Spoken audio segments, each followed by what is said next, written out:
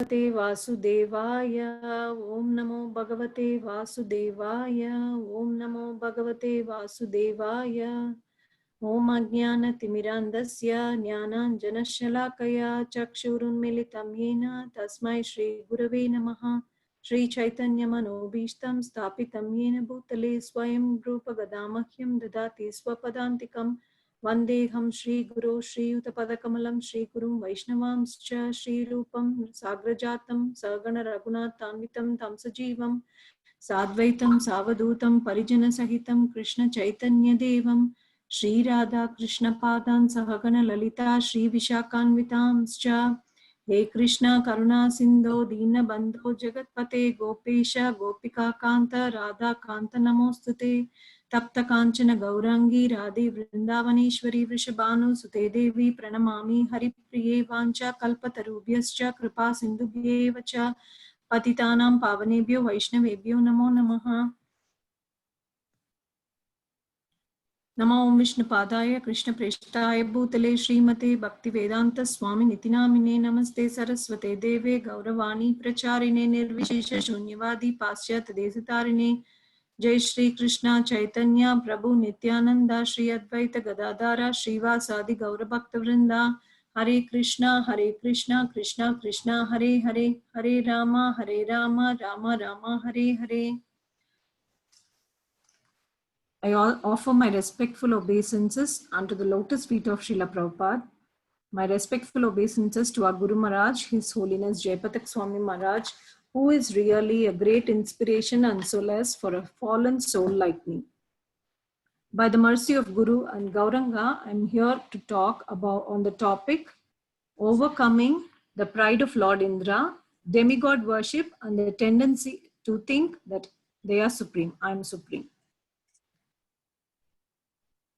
I shall try to present it to the best possible extent. Please forgive me for any mistaken offenses, dear Matajis. So in this Zoom meeting, we will have shlokas, stories, quotes by the Supreme Lord and various acharyas which are related to this topic. As we all know, Bhagavad Gita as it is, Srimad Bhagavatam and Chaitanya Charitamrita presents us with all the information which is necessary for a neophyte devotee or a pure devotee to follow and lead his life back to Godhead. That is our next life, which we are going to have after this life. So we need to practice that from day one so that we can reach the Goloka Vrindavana.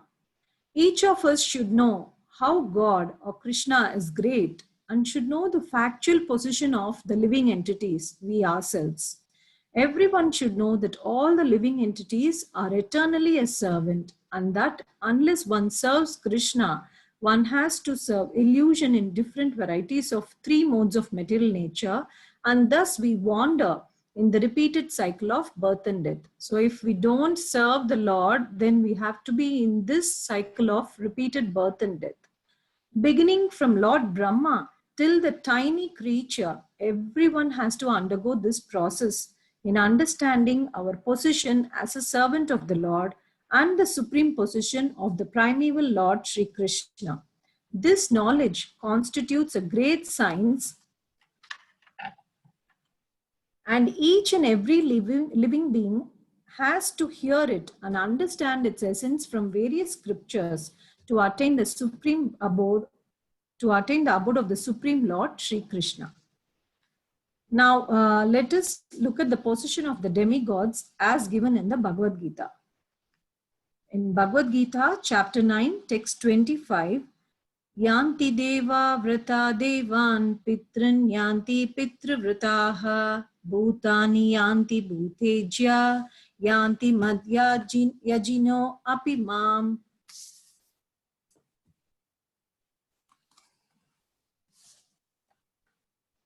Translation: those who worship the demigods will take birth among the demigods. Those who worship the ancestors go to the ancestors. Those who worship ghosts and spirits will take birth among such beings. And those who worship me will live with me. So here the Lord clearly explains that one has to, if one has to reach Goloka Vrindavana or Vaikuntha Loka, so he has to pray to the Lord so that he can go back there, or else he will go to the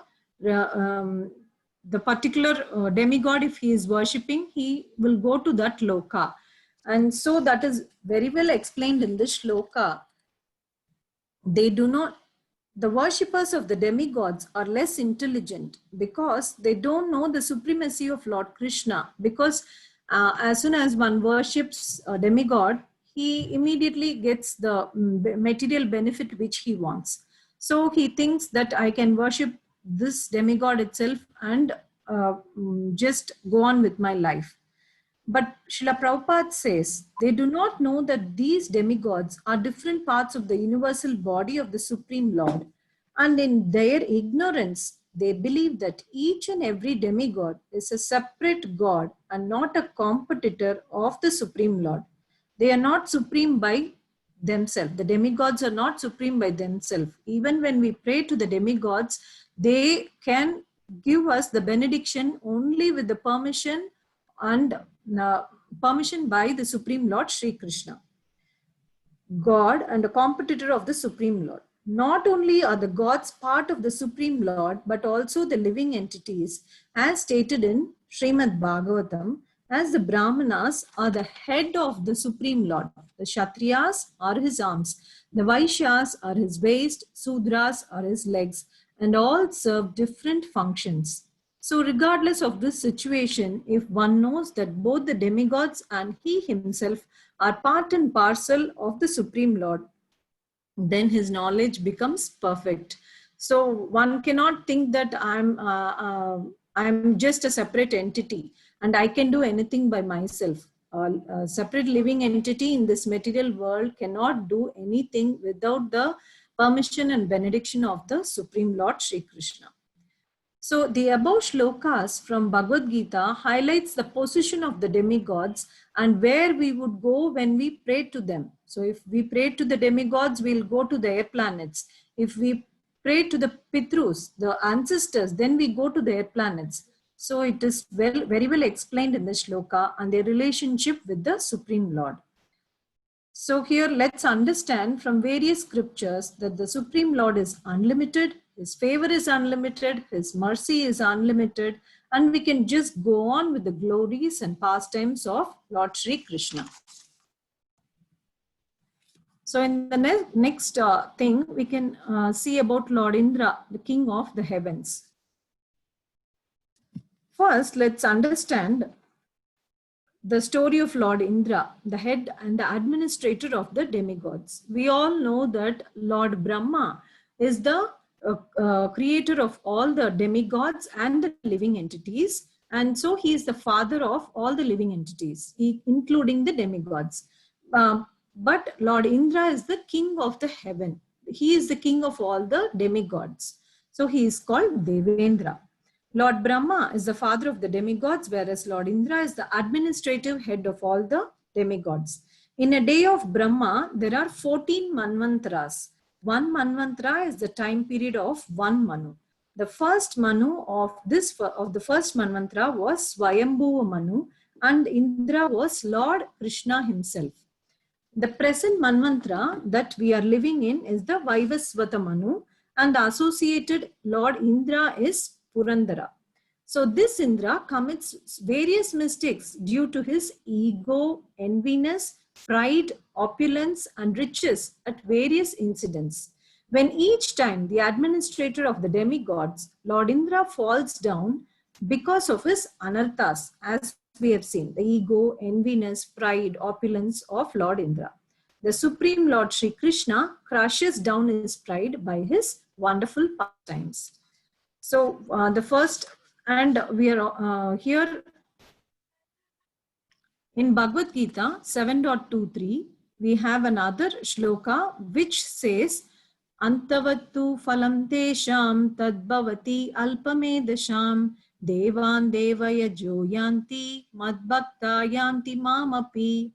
The translation given here is, men of small intelligence worship the demigods and their fruits are limited and temporary. Those who worship the demigods go to the planets of demigods, but my devotees ultimately reach my supreme planet. The Lord very clearly explains here how we need to worship him and go back to home, back to Godhead.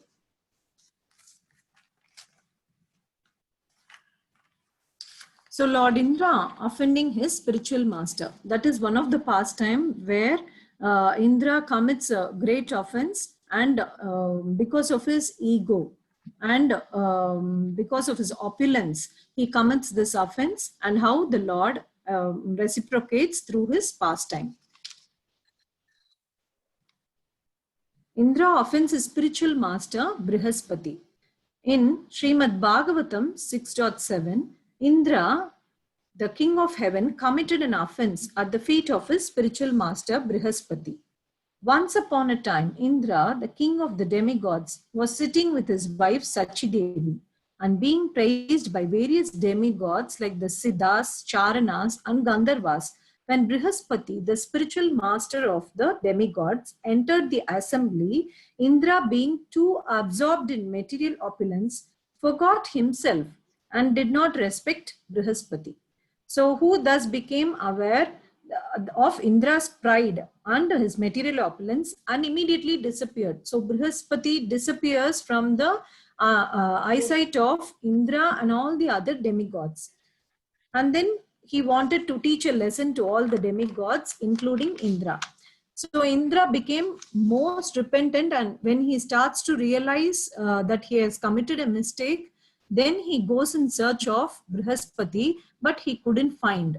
Since because of his material opulence and ego, he couldn't find Brihaspati, his spiritual master. He left the palace and begged pardon from Brihaspati and wanted to beg pardon. But Indra could not find him anywhere. Because of the disrespectful behavior towards his spiritual master, Indra lost all his opulences and was conquered by the demons, because the demons were worshipping Sukracharya. So here we have to understand, one who worships his spiritual master will automatically get all the blessings, all the opulences, and Lord Krishna bestows his mercy too. But when he abandons or disrespects his spiritual master, then automatically the Lord doesn't bestow his mercy on that jiva. So because of this behavior, Indra lost all his opulence, and who defeated the demigods in a great fight and occupied on the throne of Indra. So the demons occupied the throne of Indra because of his ego.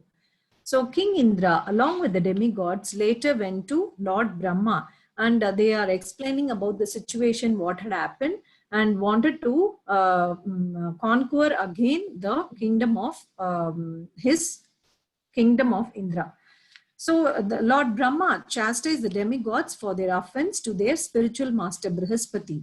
And following Lord Brahma's orders, the demigods accepted Vishwarupa, who was a Brahmana and the son of Twasta, as their priest. Since because they couldn't find Brihaspati, they are like now wanting to get their kingdom too. So who was they received the powerful mantra of Narayana Kavacha from Vishwarupa and performed yajnas under the guidance of this priest, and were able to conquer the demons and get back their kingdom. The demons were protected by the tactics and tantras of Sukracharya. So, but Vishwarupa, who was most powerful, composed a protective prayer, Narayana Kavacha. This was done by Vishwarupa, the Brahmana priest, only by the mercy of the Supreme Lord Sri Krishna. So by this intelligent prayer, he took away the opulence of the demons and gave it back to Indra and the demigods. The king of heaven, Mahendra, got back the power only by the powerful mantra of Narayana Kavacha, which was given by Vishwarupa to demigods, and by that they were able to conquer the demons. So here it is clearly understood that when we do offense or when we behave with so much of ego and not having any submissiveness to our spiritual master, automatically that anartha is eradicated by the Lord's mercy when we pray to him uh, with all our surrendering mood. The next pastime which we are going to see is the Parijata pastime. Srimad Bhagavatam, Canto 3, Chapter 3 and Text 5.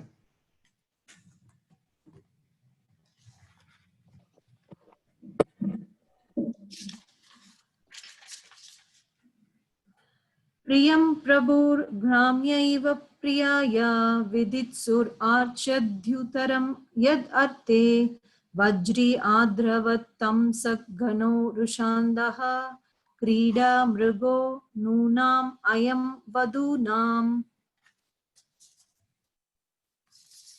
The Supreme Lord once, along with his wife, went to the heavenly planets to present an earring to Aditi, the mother of demigods. And his wife Satyabhama also accompanied Lord Krishna to the heavenly planets. There is a special flowering tree called the Parijata tree. You all would have seen the Parijata flower, which we offer to Krishna every day. And this tree, Parijata flowering tree, has a wonderful pastime behind it. And in this, Lord Indra is connected with his pride and how he is chastised. And later he realizes his mistake and surrenders to the Lord. So there is a special flowering tree called the Parijata, which grows only in the heavenly planets. And Satyabhama, the wife of Lord Krishna, wanted this tree. Just to please his wife, like any other husband, the Lord brought back the tree, and this enraged the controller of thunderbolts, Lord Indra. Indra's wives inspired him to run after the Lord to fight and get back the Parijata tree, and to keep it only in the heavenly planets and not to give it to Satyabhama. So, and Indra, he was henpecked husband. That's what is referred by Srila Prabhupada in his purport, that Indra was a henpecked husband because he was so much always attached to his wives and various apsaras. So, and also a fool, Indra listened to them and dared to fight with Krishna. So he on this occasion, he forgot that everything belongs to the Lord in this entire universe. And there is a lot of evidences in Srimad Bhagavatam which proves that Indra and other demigods have seen that Lord Krishna many times, but even after that, they continue to commit sins and offenses. So let us see why this happens, not only to the demigods, but also to us and all the other living entities. It is because Lord Indra, the demigods, are also the conditioned souls like us. The demigods, everyone are all the conditioned souls, and we have 4 defects within us. So commit mistakes, have unideal senses, and to fall into illusion and to cheat. These are all the things, these are all the anarthas that we have in ourselves. And even the demigods possess this because of their illusion of forgetting Lord Krishna. Even Lord Brahma commits a mistake in the Brahma Vimohan Leela. Lord Shiva gets bewildered seeing the Mohini Murti. 4 Kumaras disobeyed their father, and the list goes on and on and on. And we can see so many demigods committing so many mistakes by not realizing that the Supreme Lord is the controller of everything and we are the conditioned souls. So when we forget that we are the conditioned souls, we tend to commit mistakes and offenses and thereby commit all the anarthas. The demigods and the living entities get the realization only by the causeless mercy of the Supreme Lord Sri Krishna. Only those souls who fully surrender to the will of the Supreme Lord can see him. Prahlad Maharaj is a great example because he sees the Lord in everything and everywhere because of his devotion. So seeing with material eyes does not help. So in order to realize the Supreme Lord, we need the eyes applied with love and devotion to him. We need to show our love and devotion to the Lord by our everyday activities which we do, by which we can serve the Supreme Lord. So one's heart should be free from anarthas. And let's see another pastime. Lord Krishna lifting the Govardhan hill and crushing the ego of Indra. So this is a famous pastime and you all must have heard it many number of times.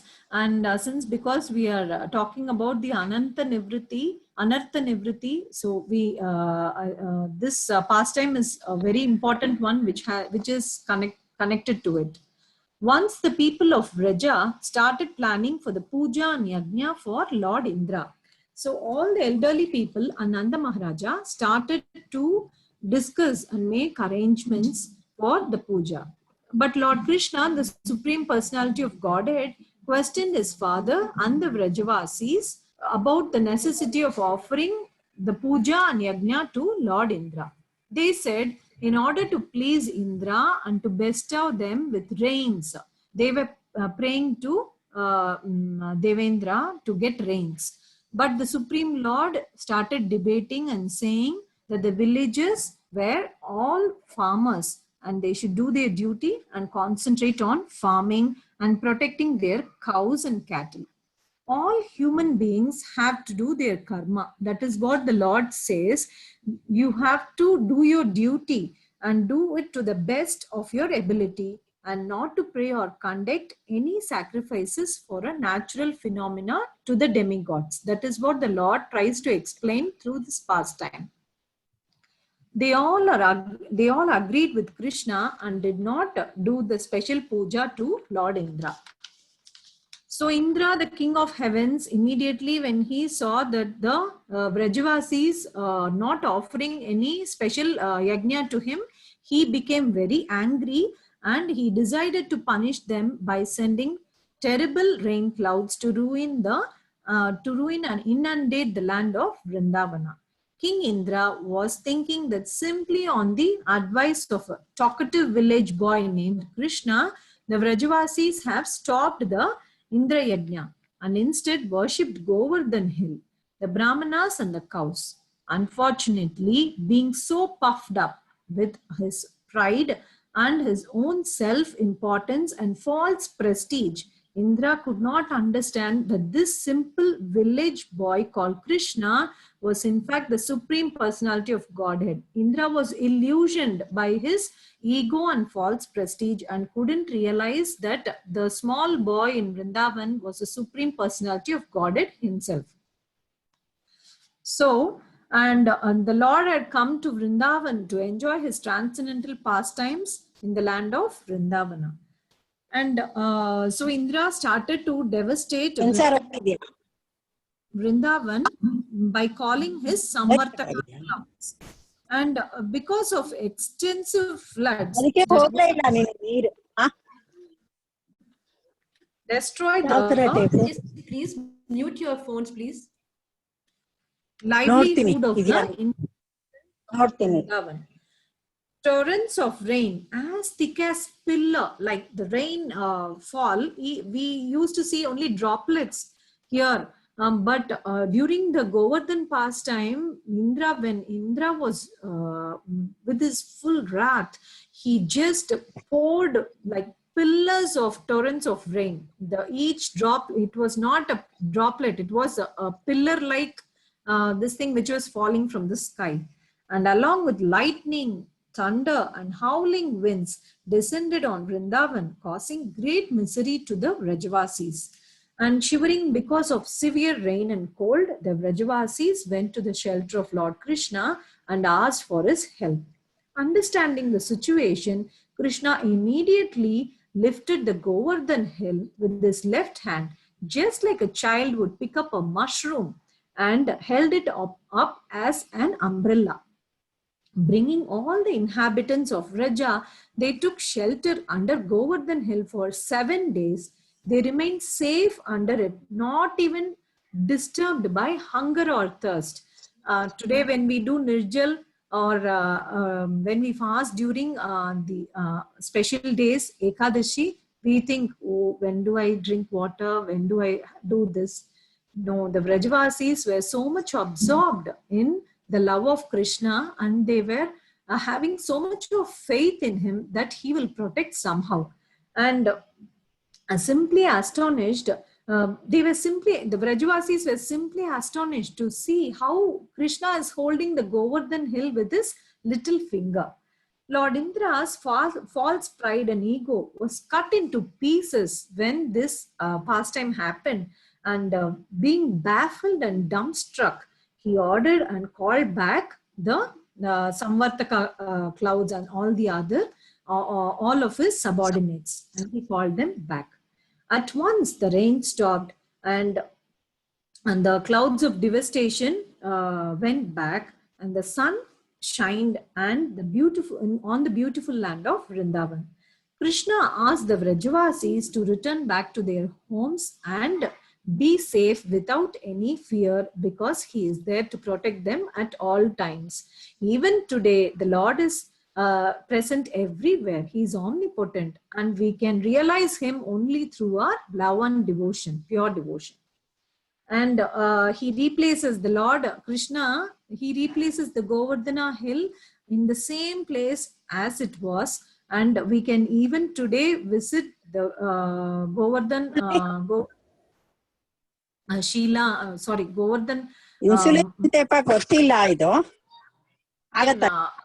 Do the Govardhan Parikrama also. And Nanda Maharaj, Mother Yashoda, Balarama, and all the inhabitants of Vrindavan embraced Krishna to their heart's content. They were so happy that Krishna protected each and every single individual of the place, Vrindavan. And Indra arrived at that time to Lord Krishna with folding hands, and he realizes at that time this torrential rains have been taken, are very powerful, and how this Vrajavasis have been protected. It is only because of the Supreme Personality who has come as Krishna to Vrindavan. So he realizes that, comes with folded hands to Lord Krishna and bows down to him, to the holy feet of the Lord, asking for forgiveness. The Supreme Lord Shri Krishna told Indra about what is the dharma that he has to follow and what was his duty, and why he shouldn't have done this. And the Lord here helps Indra to get away with his false pride and ego and removes his anartha. So, and bestows his grace on Indra. So here we can understand that because of the ignorance that Indra had, because of the illusion that he did not realize Lord Krishna as a little boy, and he thought no one can help the Vrajavasis. But Lord Krishna, with all his energy, helped the Vrajavasis to come out of this great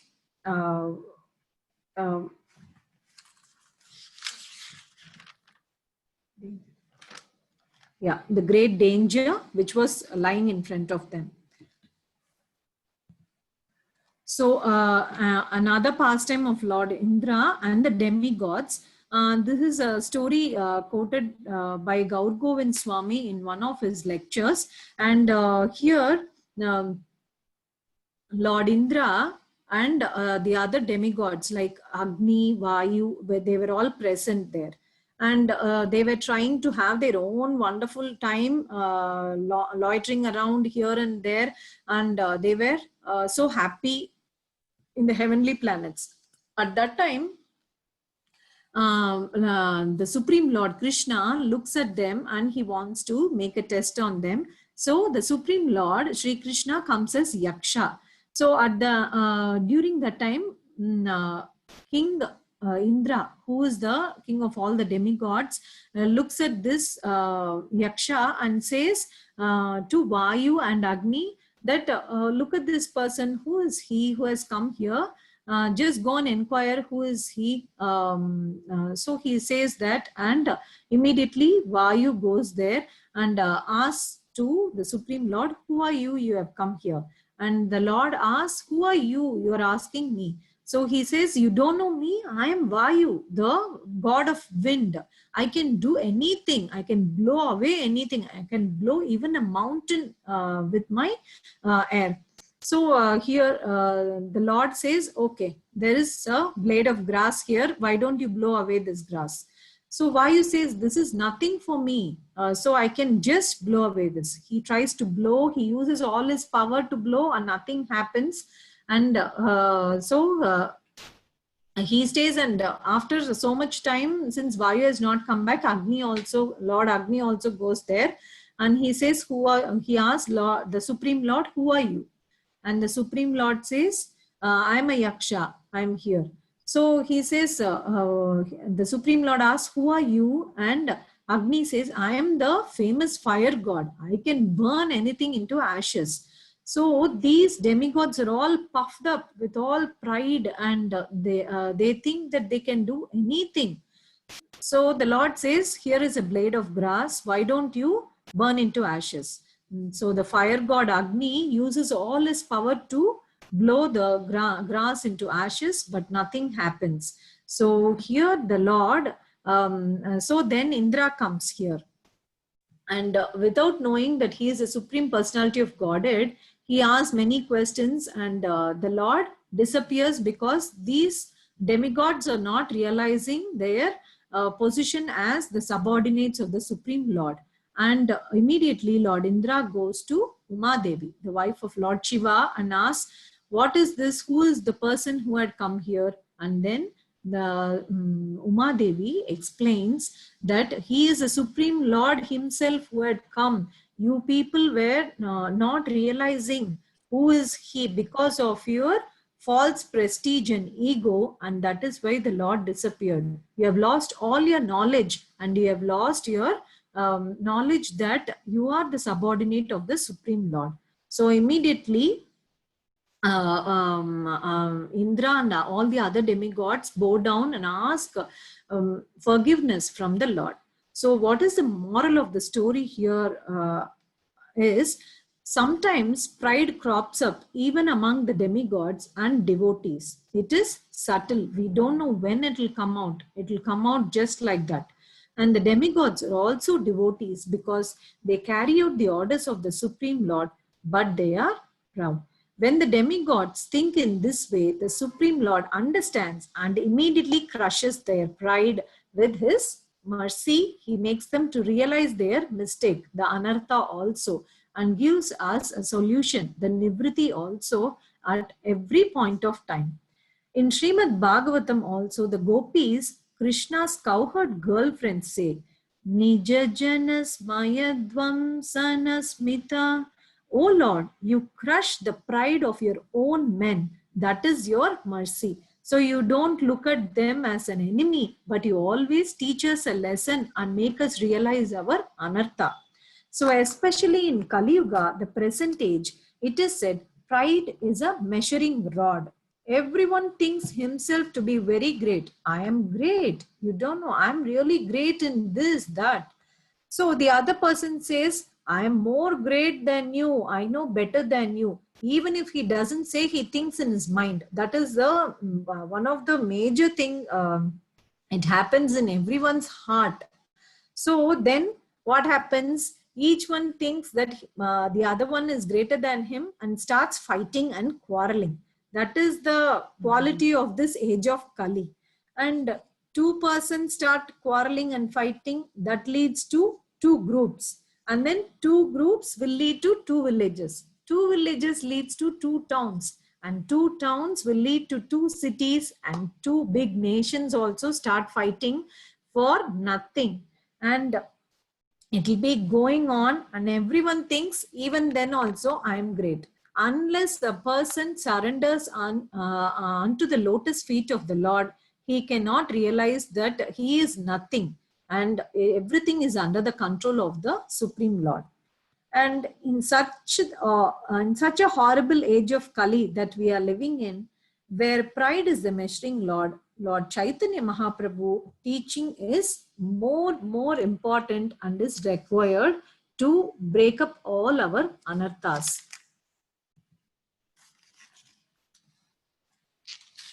So here, let us understand how is this anartha has to be eradicated. Our mistakes have to be taken away. There is a pot. This pot is our heart, and the pot is made of all these ingredients. Let us see it. Trinadapi suni chena. We have heard this in our Shikshashtakam, which Lord Chaitanya Mahaprabhu has said. We should think of ourselves as humbler than a blade of grass lying in the street. Taro riva sahishnuna. We should be as tolerant as a tree. Amanina. We should not demand respect for ourselves. Anadena. Rather, we should give respect to one and all. Mahaprabhu is the giver and we are the receiver. If our pot, the pot of our, the heart, which is like a pot, is not made of all these ingredients, Trinadapi suni chena, tarorapi sahishnuna, amanina manadena, kirtaniya sada harihi. So we are the receivers of the mercy of Lord Chaitanya Mahaprabhu, and if our pot is not made of all these ingredients, which we then we cannot receive these good qualities. That is what the Lord says. Please accept by surrendering yourself. Mahaprabhu always describes how Krishna is merciful in his Chaitanya Charitamrita and various other leelas he has described. So please make your heart as a pot of all these ingredients and get all the qualities of a good Vaishnava. So our heart is the container in which we can receive the prema rasa given by Mahaprabhu. Have we all examined our pot of heart? Our heart, which is the ingredient holder of all these qualities. So let us understand, our pot has so many holes that although Mahaprabhu gives, everything just pours out. So because we have so many anarthas, these anarthas, all the holes in the pot and all the mercy received will go away just in vain if we don't show our love and affection to the Lord, the Supreme Lord, Sri Krishna. So we must understand this.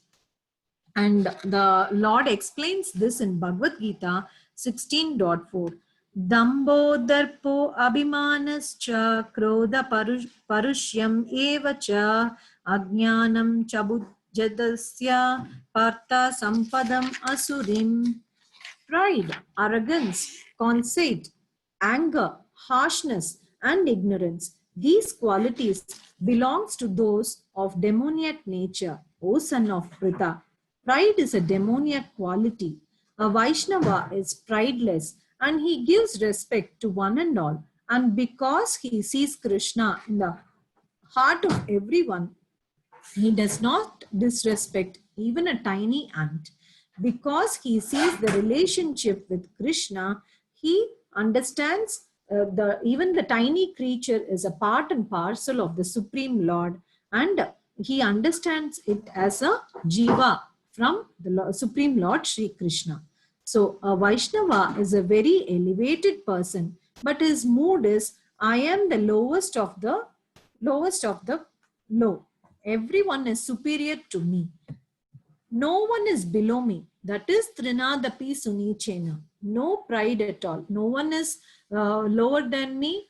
Sorry, no one. I'm lower than everyone, and no pride at all. In Chaitanya Charitamrita, Antilila 20, chapter 20, text 26, Chaitanya Mahaprabhu says, Yei mata hana yei Krishna namalaya Shri Krishna charane tanra prema upajaya If one chants the holy name of Krishna in this manner, one will certainly awaken one's dormant love for Krishna's lotus feet. This really wakes a soul which is sleeping and does not show any affection to the Lord. And he can, even if he is a demigod worshipper, by the mercy of the Lord, he can turn up himself as a worshipper of the Supreme Lord and get all his mercy. Let us all chant Hare Krishna, Krishna Krishna, Hare Hare, Hare Rama, Rama Rama, Hare Hare. And so how can we kill the demons within our heart? How can we do this?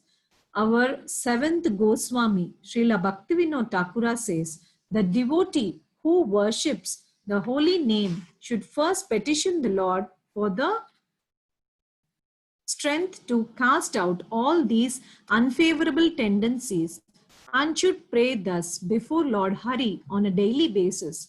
By doing this regularly, the devotee's heart will eventually become purified.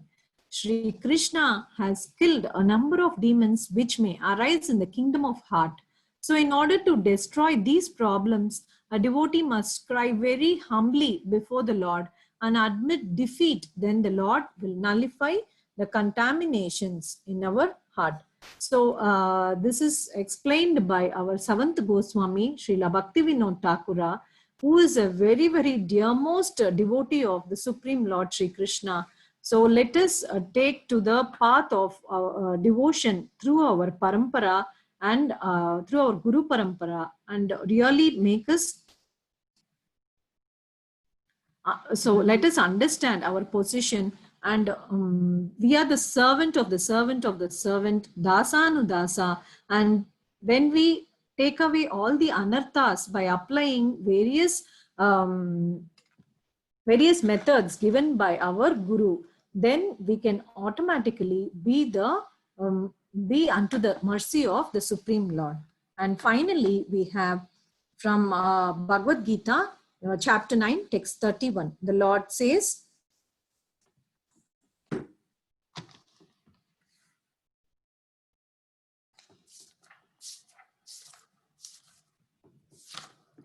Shipram bhavati dharmatma sasvat shantim nigacchati kaunteya pratijanihi name bhaktaha pranashyati. He quickly becomes righteous and attains lasting peace. O son of Kunti, declare it boldly that my devotee never perishes.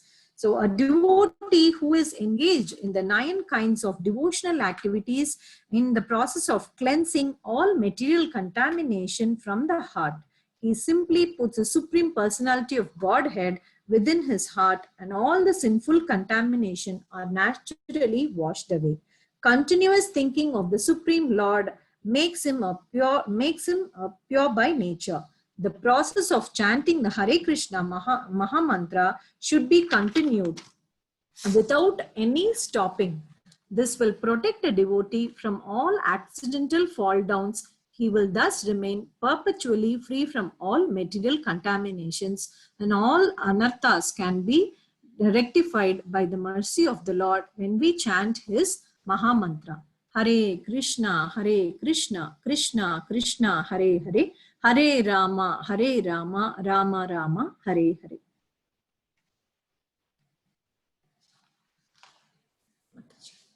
Hare Krishna. Krishna, thank you, Mataji, so much. On the dot of 5, you have finished your class. Thank you so much.